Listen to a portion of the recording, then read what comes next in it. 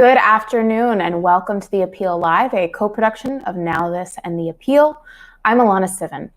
Earlier this year, San Diego's newly launched Mobile Crisis Response Team began serving the northern part of the county by sending out teams of non-law enforcement first responders to handle certain calls involving psychiatric emergencies. Under this pilot program, teams of licensed mental health clinicians, case managers, and peer specialists are being deployed to intervene in mental health crises and to connect people to additional services.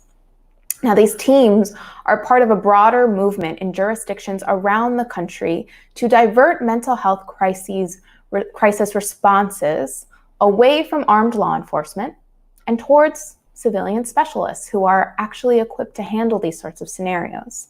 We've seen in so many incidents over the past few years that when police respond to mental health calls, they often just make the problem worse. Cops all too often escalate already tense situations and resort to violence. In fact, studies show that around 1/4 of all people killed by police are experiencing problems related to mental illness. And people with untreated mental illness have also been found to be 16 times more likely to be killed during a police encounter than other civilians.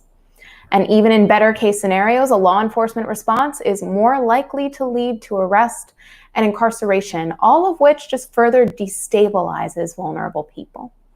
And so despite these deficiencies, San Diego County has historically relied on its police departments to deal with mental health problems. During the 2019 through 2020 fiscal year, local law enforcement agencies reportedly received more than 54,000 calls involving psychiatric crisis. And so with the mobile crisis response teams now up and running, the county is moving to take some of these calls off their plate, which is a change that evidence suggests could lead to better results for those calls, while also freeing police up to focus on more important duties that they are more equipped to handle. So now, after some promising initial results, the San Diego County Board of Supervisors is moving to expand the scope of mobile crisis response teams. And so for more on that proposal, I am joined today by County Supervisor Tara Lawson-Raymer. Thank you so much for joining us today. Thank you so much for having me. So maybe you could start by giving us a quick overview of the mobile crisis response teams and a status update on its progress. Can you tell us how these teams are composed and explain what they've been able to accomplish so far? Yeah, so just zooming back a little bit, as you mentioned in your introduction, we know that folks with mental illnesses are 16 times more likely to be killed in a police encounter than other civilians, and so there's no question that it's long overdue to have a different kind of approach to dealing with these kinds of calls, and so we have begun making pretty big strides in that direction in San Diego. As you mentioned, we started off with a pilot program in North County. And now that pilot program has, we're looking now to expand that throughout the entire county. And this is going to do a couple things. It's going to mean countywide that if you have a mental health crisis call, that instead of armed police officers responding to that call, that it will be these mobile crisis response teams that are the first responders to those calls.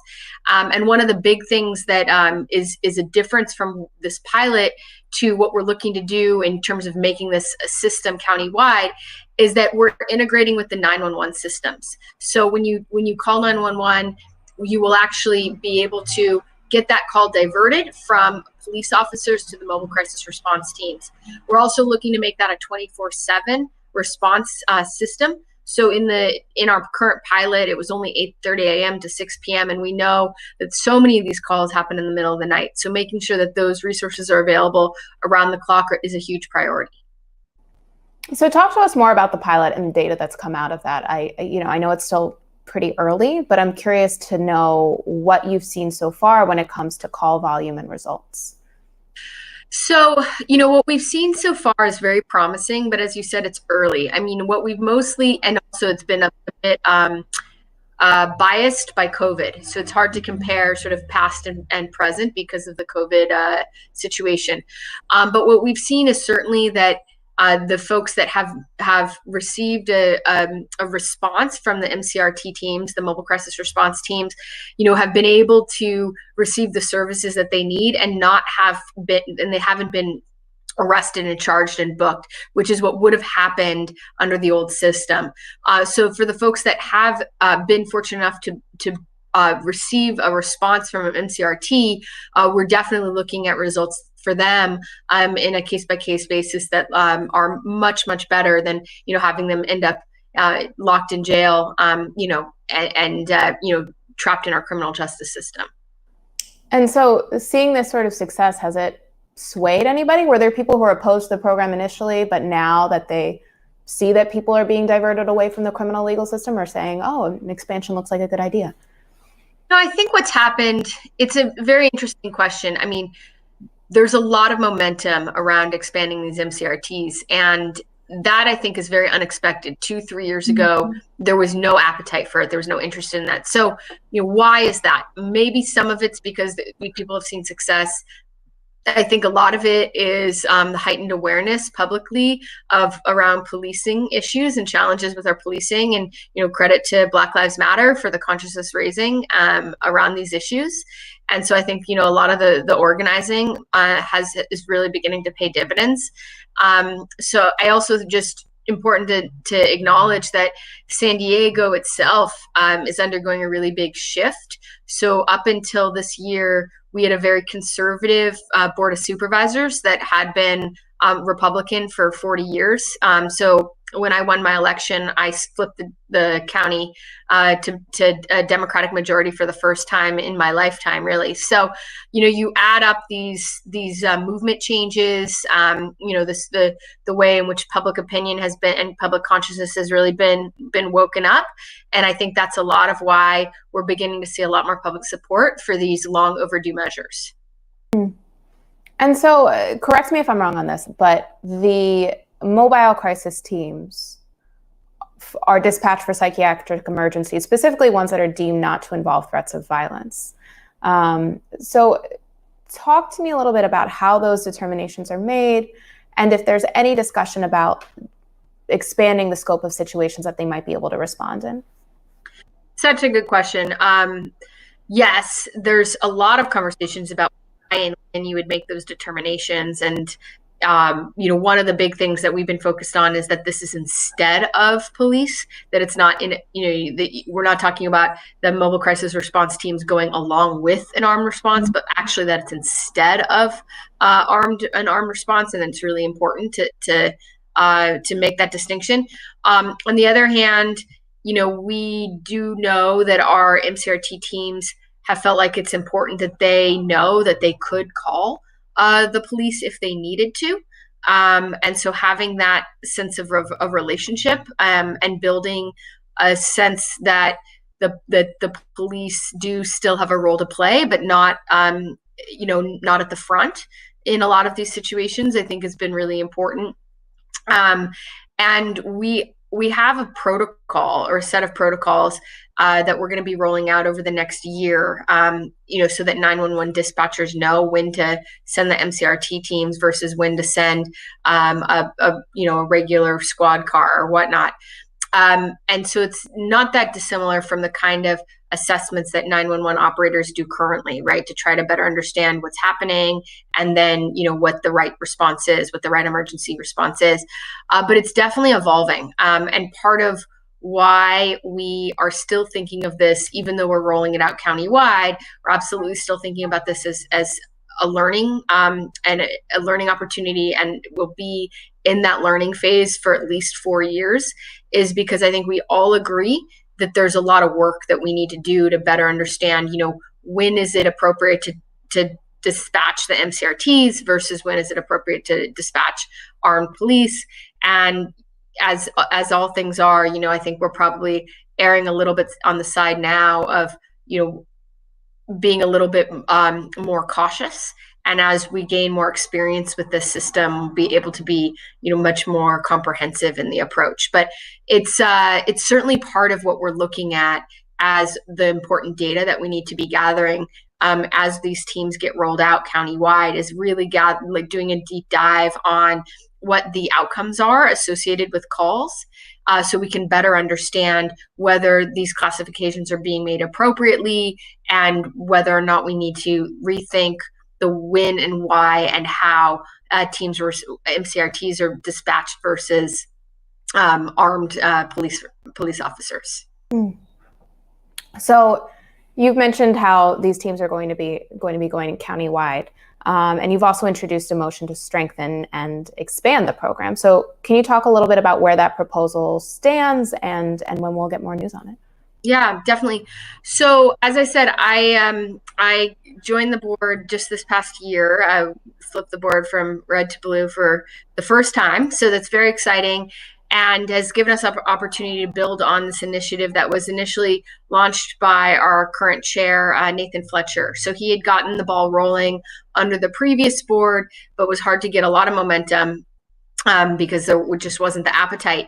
But he did manage to get the mobile crisis response teams pilot off the ground, which laid the groundwork for where we are now. And so over the last year, we've really been working to push that pilot out and make it more comprehensive.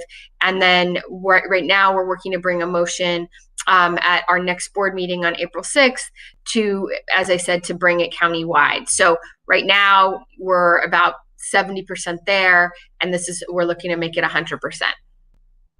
And I'm working with Chair Fletcher on that. So, where do I think it's at?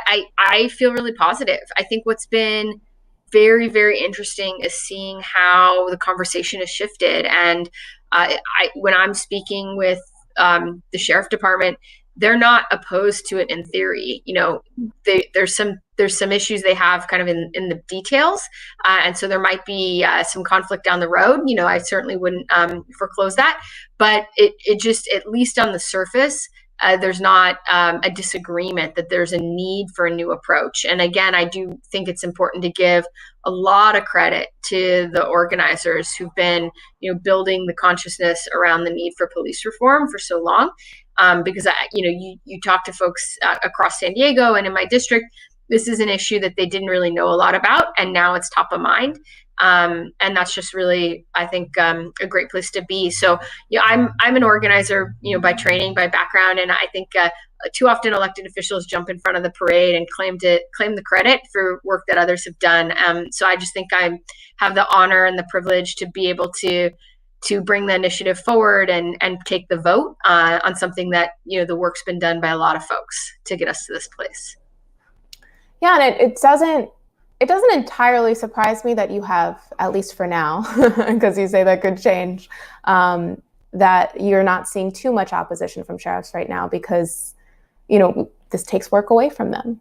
And we've seen reports from other cities suggesting that anywhere between 20% and 70% of all calls for service that currently go to armed police officers could actually be handled by something else or somebody else. So with a fully scaled up MCRT, what sort of call volume do you think they could handle? We don't know. I mean, our plan is for them to be able to handle whatever the call volume actually is. So that really is the goal, is that there shouldn't be that we're not going to be rationing this care, right? Like, this is vital care that everyone in our community has a right to receive, and we're not going to be rationing this care. What we don't know yet is what that volume is going to look like, because we haven't rolled it out. And so again, I think one of the reasons I'm feeling very hopeful is because we have a board right now that's really willing to commit to this as a new approach to public safety in our community, and is going to be willing to invest the resources that are needed to scale this up to meet the genuine need in our community. Because I know I have that commitment. Nathan Fletcher has that commitment. My colleague Nora Vargas has that commitment. And so I feel really positive that whatever that need and whatever that call volume ends up being, that at least for the next 3.5 years while we're on the board, that there will be the resources there to scale up to meet that need. How important do you think it is that Congress step in to help meet that need? Because we know that there's an effort in Congress right now to create a new program at Health and Human Services that would provide somewhere between 500 million and 1 billion per year to support these types of programs, the same way that, the DOJ and others fund traditional law enforcement. So have you had any sort of conversations with lawmakers at higher levels of government about what sort of funding can be allocated to this? I think it's an incredibly important priority, because right now, those resources that we're using for this program come out of our general fund, right? Which means that, you really are looking at how do you trade off between other priorities locally. And that shouldn't be the case, right? Obviously, this should be a priority nationally. And I think it would make a very big difference if we had the same kind of earmarked funding coming for mobile crisis response teams that you see coming down the pipeline for other kinds of programs, because those ones are always at the front of the line. And as I said, I feel very confident that while we have the current composition of our current board, that we're going to be very much invested in scaling up the MCRTs and making sure that they work for our communities and learning what lessons need to be learned to make them more effective and more responsive and make sure they're adequately resourced. But at some point, if you have a different composition of the county supervisors, that commitment could evaporate. So having that locked in at a federal level, I think make sure that those investments can be for the long term. And we're also starting to see some really exciting momentum around these sort of first responder programs across the country. So what can leaders and advocates in places that haven't developed MCRTs or similar programs learn from your experience in San Diego? Say a couple things. I think the most important thing is, advocates who want to transform their local policing along these lines, you're going to have the most luck if you can look at other models, right? If you can say, oh, look at what San Diego's doing, because we were able to say, oh, look at what Eugene, Oregon has done. And so when you can point to another jurisdiction that's already implemented something that looks like where you think we should be going, it's a lot easier for officials who might be kind of stuck in older ways of thinking or older ways of working to adopt a different approach, because they can see what that looks like. And it doesn't just seem theoretical or hypothetical or impossible, because they can see what that looks like and what kind of individuals need to be on those teams and how it would function in practice. And also, it's the best defense against criticisms that it could be dangerous or could not work or it would fail to protect public safety, because you can look at other places. And again, here in San Diego, we're just getting off the ground, so we don't have the data, but definitely looking at, Eugene, Oregon and other examples where you can say, look, it's not only possible, it's actually better and it's actually working. I think that's my number one advice to other folks across the country who are really looking to realign and reimagine what public safety and policing looks like in our communities, is look at other jurisdictions, look at best practices, and then say, look, we want to do that here in our hometown, because that's what we've done in San Diego very much, is try to look at best practices other places. That's the first thing. But the second thing is, I would not underestimate the power of everyone's voice, of movements, of the organizing work, because as I said, I really think that that's what has moved the needle here in San Diego, is that ongoing work day in, day out, to educate our communities about the importance of rethinking policing and rethinking public safety, because of, frankly, the failures in our communities for a generation, in our current police structure and our current policing practices. And so doing the work, not to just be mad, but to say, like, look, this is not working and we have an alternative, and organizing folks to advocate for that alternative. I can't tell you how far it goes to have a thoughtful meeting with your elected officials with the outlines, a well-researched proposal. It makes a big difference. So. Well, thank you, Representative Simmons, for joining us today and for outlining a better way to deal with mental health crises. So it's been a pleasure. Thank you. Well, there you have it. We have learned about one model that San Diego is using and piloting that gives people another option to deal with mental health crises, with psychiatric incidents, one that is modeled off of different models that are happening across the country in places like Oregon. one that we see is working, and one that, by the way, there may not be opposition to from law enforcement because it takes work away from them. And so when the supervisor talked to us about this program, we can only hope to see more happening around the country as a better way to respond to crises. So thank you again so much for joining us. And you can continue to follow us on Facebook and Twitter. Thanks again.